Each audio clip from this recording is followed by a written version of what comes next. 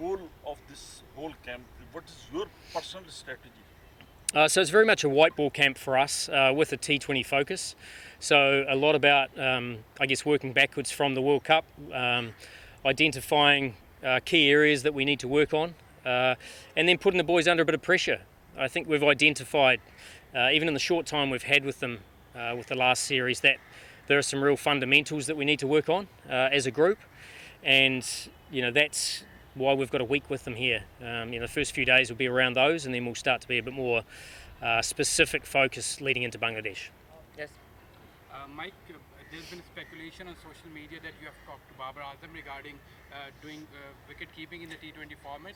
So is there any chat regarding that or not? And talk us about the involvement of the head coach in the selection, because the previous two coaches that has been left Pakistan side, they said that they are not designated with the selection. They are not allowed to play their role in the selection. So talk about the Babar and the selection as well.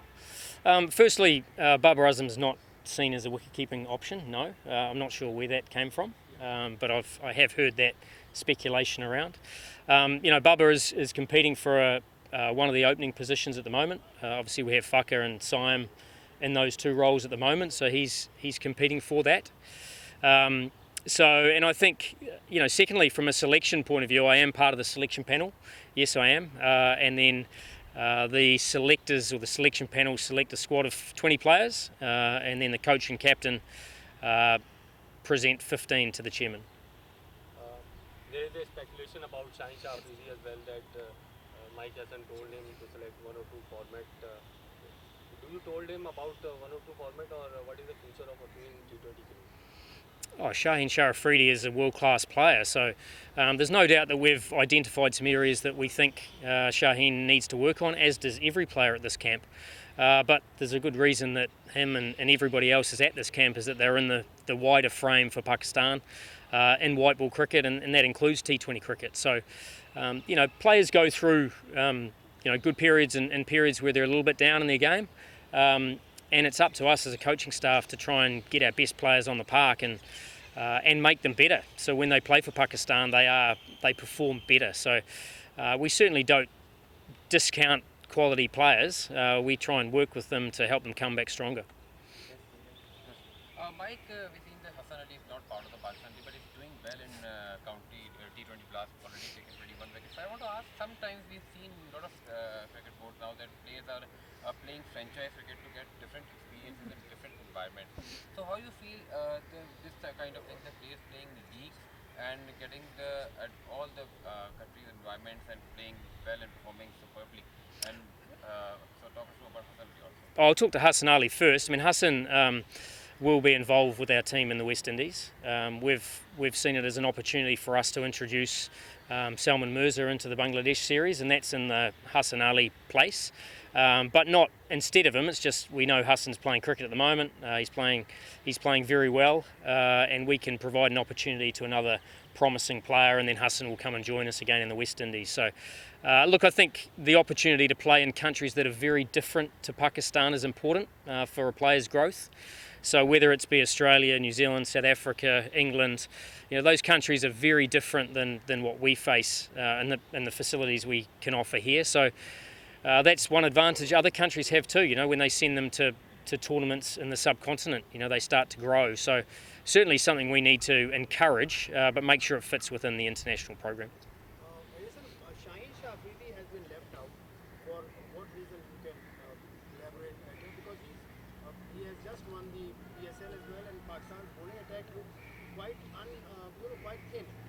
There's no experience in the bowling side. So does he can make it or not? What is the story behind it? Oh, look, as I said, Shaheen is a high quality player. We obviously had we had Hassan Ali, and we had Harris Ralph and Abbas Afridi perform really well against Bangladesh. Obviously, one's injured with Harris Ralph. Hassan Ali we've seen as an opportunity to bring in Salman Mirza. But Shaheen will get his opportunity. But we want to make sure that Shaheen's also made some improvements to his game. So when he comes back in to the T20 side, he performs well.